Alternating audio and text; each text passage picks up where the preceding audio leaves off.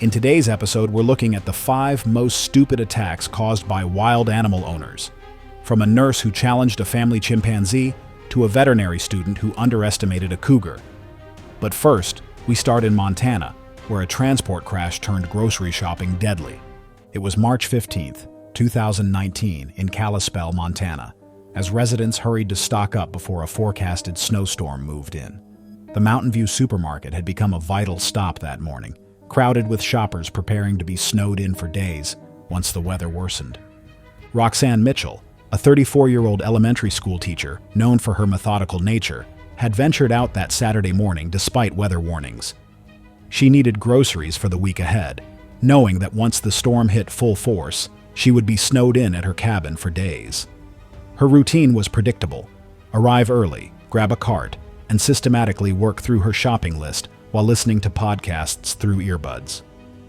Meanwhile, on the same treacherous highway, an illegal exotic animal owner was transporting his prized possession to a remote mountain property. The modified van struggled against icy conditions as the driver grew increasingly reckless. Inside a hastily constructed cage, a roughly 120-pound adult cougar named Rex paced nervously, sensing danger through the vehicle's erratic movements. Cougars are North America's second-largest wild cats, capable of vertical leaps of 18 feet and running speeds up to 50 miles per hour. These solitary predators possess retractable claws up to 4 inches long and canine teeth designed to deliver crushing bites to the throat and windpipe. When attacking, cougars aim for the neck, using powerful jaws to crush the windpipe and suffocate prey rather than relying on blood loss. The collision occurred when the van hit black ice and slammed into a light pole in the supermarket parking lot. The impact rattled the flimsy cage, loosening its weak latch. Rex shoved until the warped door gave way, stumbling into the cold with cuts along his flank. He bolted toward the nearby forest, but the highway blocked his escape. Panicked, he turned back and slipped through a loading dock door left ajar by a delivery driver. Inside, Roxanne methodically selected produce, her earbuds blocking ambient noise. She remained unaware of the chaos in the parking lot or approaching danger. The cougar slipped through the loading area into the back storage room, seeking darkness to hide and assess his injuries. The overwhelming food sense and unfamiliar environment kept him on high alert. The cougar crouched in the dark of the storage room, pacing and bleeding, but the noise and bright lights drove him into panic. Startled by the clatter of carts and voices, he bolted into the main store in a desperate attempt to find a way out. Shoppers screamed at the sudden sight of the animal, abandoning carts and rushing for the exits. But Roxanne, absorbed in shopping with earbuds in, remained completely unaware of the pandemonium. The cougar, desperate to escape the chaos, spotted movement in the produce section where Roxanne stood alone. When she finally looked up and saw the massive cat less than 10 feet away, she froze in terror, her shopping list falling from trembling hands. The cornered and panicked cougar interpreted her stillness as a threat. The cougar launched forward with explosive power, his 120-pound frame striking Roxanne in the chest and knocking her backward into an apple display. As she fell, his claws raked across her arms and chest, tearing through her jacket and inflicting deep lacerations. She hit the floor hard among scattered fruit. The cougar immediately clamped his jaws around her throat, his canine teeth penetrating deep tissue. His bite was instinctively precise, crushing her windpipe and cutting off her air supply. The pressure compressed Roxanne's trachea and damaged delicate neck structures. She struggled briefly, but the crushing pressure prevented breathing or calling for help. The attack lasted only seconds before alarms and fleeing shoppers sent Rex bolting through an emergency exit. He vanished into the storm outside, leaving chaos behind. Roxanne lay gasping through her damaged windpipe. The combination of crushed throat structures, severe lacerations, and internal bleeding proved catastrophic. Store employees rushed to help, but the airway damage was too severe. She lost consciousness within minutes, and despite frantic efforts by employees, the airway damage was unsurvivable. Paramedics, delayed by storm-blocked roads, could only confirm what had already happened. The aftermath sent shockwaves through the Montana community. The supermarket closed as investigators pieced together events. The cougar's owner faced multiple felony charges for illegal possession of a dangerous animal. The incident sparked statewide discussions about private exotic animal ownership dangers. Roxanne Mitchell's story was a devastating reminder of how quickly wild instincts can resurface when an exotic pet finds itself trapped and desperate. For Celeste Howard, it wasn't a stranger's animal that posed the threat, but her own brother-in-law's beloved chimpanzee that would turn a family dinner into her final meal. It was August 22nd, 2020, when the Howard family gathered at their rural property outside Tulsa, Oklahoma, for a small weekend dinner. The 40-acre homestead, surrounded by rolling hills and oak forests, provided ideal isolation for Robert Howard's unusual hobby. He was legally permitted to own exotic animals, including his 8-year-old male chimpanzee named Caesar. Celeste Howard, a 29-year-old pediatric nurse from Oklahoma City, had driven 2 hours to visit her brother-in-law's family. Known for her firm approach with children at the hospital, Celeste possessed calm authority that made her excellent at her job. However, she had always felt uncomfortable around Caesar, despite Robert's assurances that the chimpanzee was harmless. Her medical background made her aware of potential dangers, and she had privately expressed concerns about the animal's presence around family. Robert had owned Caesar since the chimp was 18 months old, acquiring him before regulations tightened. The animal had grown up on the property but was showing increasing territorial behavior as he approached sexual maturity. Caesar lived in a large outdoor enclosure, but was occasionally allowed brief supervised visits inside during special occasions. Robert believed his years of raising Caesar had created a strong bond, though he had noticed the chimp becoming more possessive around food recently. The evening started quietly with immediate family gathering for dinner. Caesar had been brought inside for a brief visit under strict supervision. The chimpanzee sat in a corner, occasionally receiving treats from Robert's hand. However, the animal displayed subtle agitation signs throughout the evening, pacing, vocalizing, and showing teeth when family members moved quickly. Chimpanzees are humanity's closest living relatives, sharing 98.8% of our DNA. But this similarity masks their incredible physical power and unpredictable nature. Adult male chimps can weigh 120 to 170 pounds and possess strength 5 to 7 times greater than humans. Their arms are significantly longer and more muscular, with hands capable of exerting crushing grip strength. Chimpanzees have large, sharp canine teeth over an inch long, designed for defense and establishing dominance. As chimps reach sexual maturity around age 8 to 10, they become increasingly territorial and unpredictable. When agitated, chimpanzees typically target vulnerable areas, hands, face, and feet, using a powerful grip and sharp teeth. The fatal sequence began when Caesar, weighing 130 pounds, approached the dinner table and grabbed food from Celeste's plate. This behavior had occurred before, but Celeste's nursing instincts kicked in, and she firmly said no, while gently pushing his hand away. This direct physical contact and challenge to Caesar's perceived dominance triggered an explosive response. Caesar immediately grabbed Celeste's right hand in his powerful grip, his fingers wrapping around her wrist with tremendous force. The pressure was overwhelming as the chimp's strength exceeded human capability. Before anyone could react, Caesar's canine teeth sank into Celeste's hand, puncturing through skin and muscle while his grip prevented escape. As Celeste cried out and tried to pull away, Caesar's attack intensified. His teeth tore into her hand and fingers, causing severe lacerations and crushing injuries to delicate bones. The chimp's free hand grabbed her other arm, maintaining control while he continued biting her right hand. Blood flowed as Caesar's teeth damaged tendons, nerves, and blood vessels. When Celeste fell backward, Caesar followed her to the floor, shifting his attack to her face. His powerful hands pinned her head, while his teeth shredded soft tissue around her nose and eyes. Robert and his wife immediately intervened, shouting and grabbing at Caesar, but the animal's focused aggression and superior strength made stopping the attack difficult. Robert grabbed a wooden chair and struck Caesar, finally causing the animal to release Celeste and retreat. The entire attack lasted approximately 45 seconds, but the damage was catastrophic.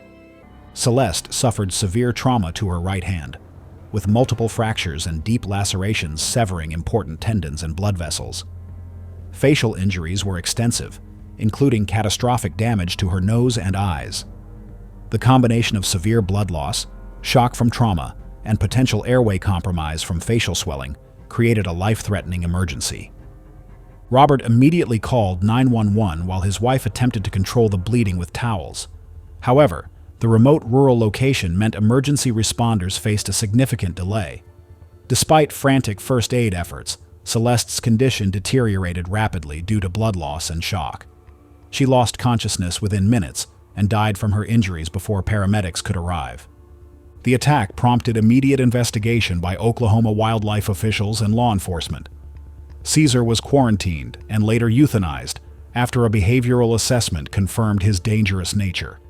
Robert faced scrutiny over his permits and handling, though loopholes in Oklahoma law meant no charges were filed. The incident sparked renewed debate about private ownership of dangerous animals and highlighted risks even experienced handlers face with mature chimpanzees. Celeste Howard's tragedy demonstrated how quickly a seemingly manageable exotic animal could turn deadly when territorial instincts emerged. For Malcolm Green, the danger wasn't lurking in a family dining room, but waiting in the converted garage where his illegal black bear had been growing more aggressive with each passing month. It was November 8, 2021, when Malcolm Green made his final descent into the converted garage that had become his dangerous secret. The modest home in rural Montana sat on 20 acres of heavily wooded land, providing perfect cover for Malcolm's risky hobby. The property was isolated enough that neighbors rarely visited, and the thick forest helped muffle unusual sounds from the reinforced garage. Malcolm Green, a 41-year-old construction foreman, had always been drawn to dangerous situations and exotic animals. His co-workers knew him as a man who took unnecessary risks, often bragging about his fearlessness. This reckless confidence had led him to acquire a young black bear cub 2 years earlier through questionable channels, taking advantage of Montana's lenient exotic animal regulations. Malcolm had convinced himself that raising Bruno from a young age would create an unbreakable bond. He had spent considerable money converting his garage into what he believed was a suitable enclosure, reinforcing walls, and installing heavy-duty locks. The garage had become Bruno's entire world, a cramped space that bore no resemblance to the vast wilderness where black bears naturally roam. Malcolm's friends had warned him about the growing danger, but his stubborn personality made him dismiss their concerns. Over recent months, Bruno had been displaying increasingly troubling behaviors that Malcolm either ignored or misinterpreted. The bear had begun pacing obsessively, leaving scratches on concrete walls and showing aggressive posturing whenever Malcolm entered. Food aggression had become particularly pronounced, with Bruno growling during feeding times. These were clear warning signs of severe psychological stress, but Malcolm's overconfidence blinded him to the escalating threat. The evening of November 8th followed Malcolm's typical routine. He had returned from work, grabbed Bruno's evening meal, and prepared to enter the garage as he had done many times before. However, Bruno had been displaying heightened agitation all week, and the confined animal's stress levels had reached a breaking point. Black bears typically weigh 125 to 400 pounds when fully grown and possess incredible strength and agility. They can run up to 35 miles per hour and have powerful claws up to 4 inches long. Their jaws exert approximately 400 to 600 pounds per square inch of pressure, easily crushing bones. When cornered or stressed, they become extremely dangerous.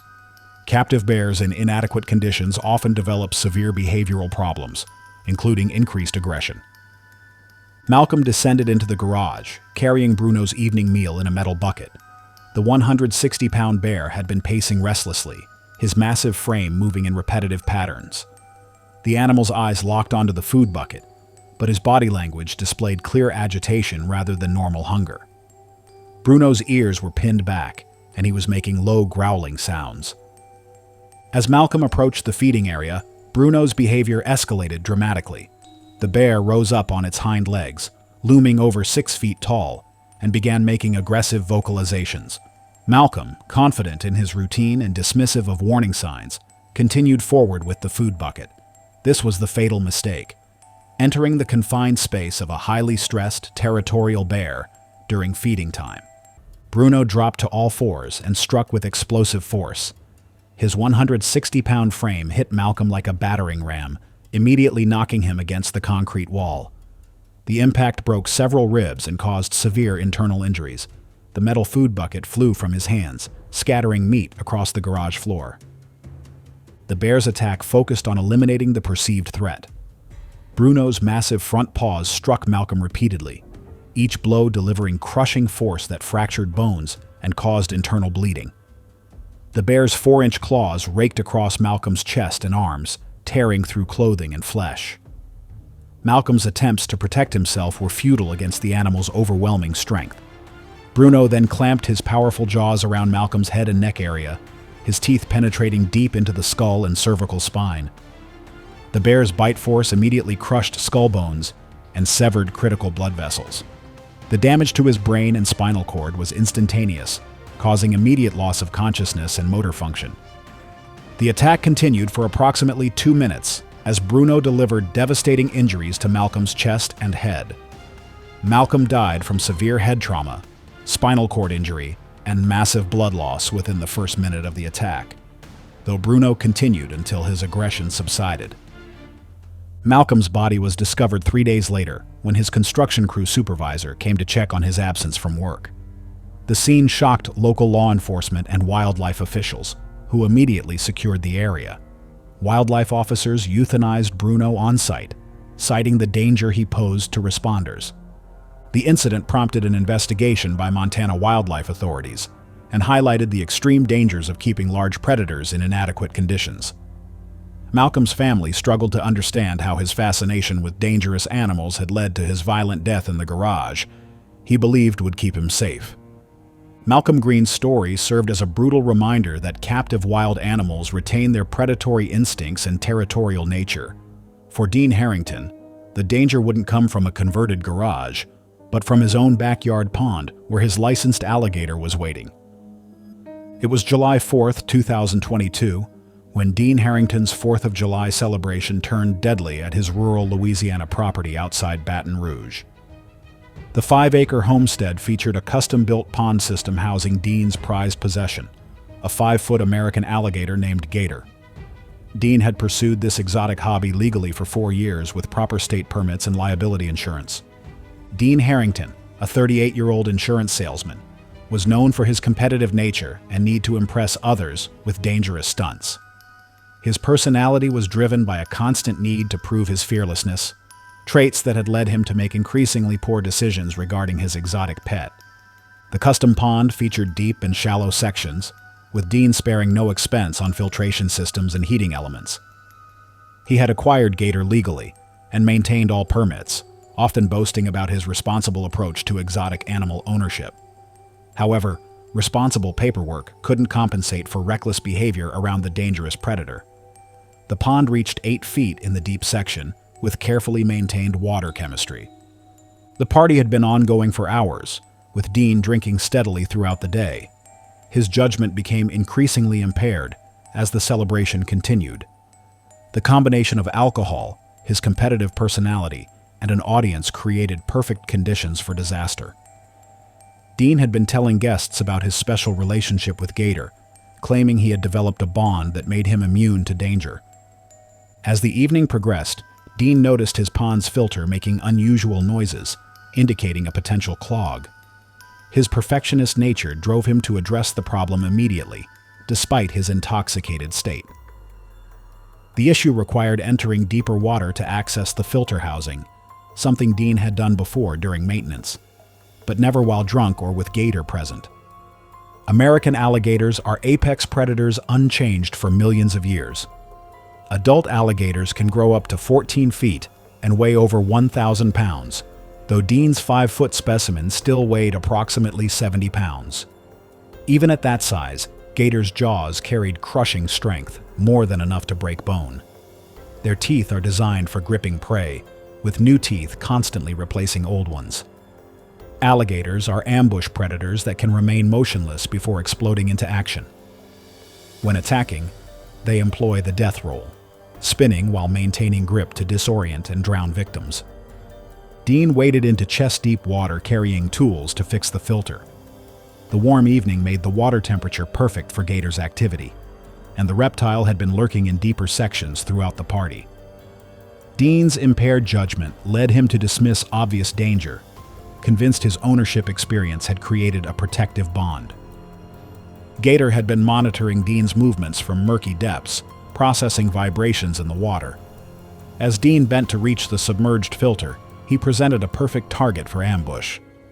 The alligator struck with explosive speed, powerful jaws clamping down on Dean's right thigh above the knee. The bite sank deep into muscle, and as the death roll began, the twisting force snapped his thigh bone and tore through major blood vessels. The grip was unbreakable, teeth designed to hold struggling prey. Dean's screams echoed across the property as the reality of his situation set in.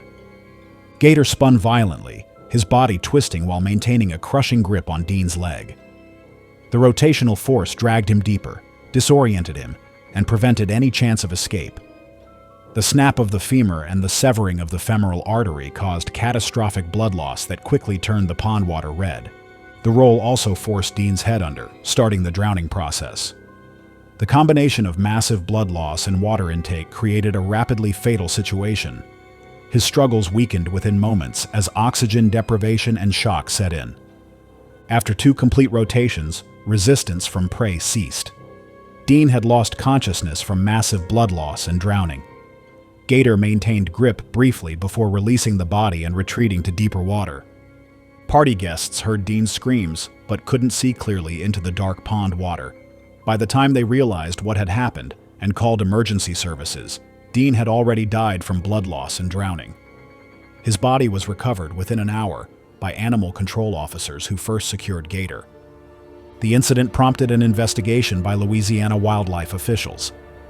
Dean's permits were in order, but the case highlighted how legal ownership couldn't prevent tragedy when alcohol and poor judgment were involved. Gator was euthanized following standard protocol for alligators involved in fatal attacks. Dean Harrington's story demonstrated that even legal exotic animal ownership carried inherent risks no permits could eliminate. For Oscar Whitman, the danger wouldn't come from a backyard pond, but from a licensed facility where academic confidence would prove no match for a cougar's instincts.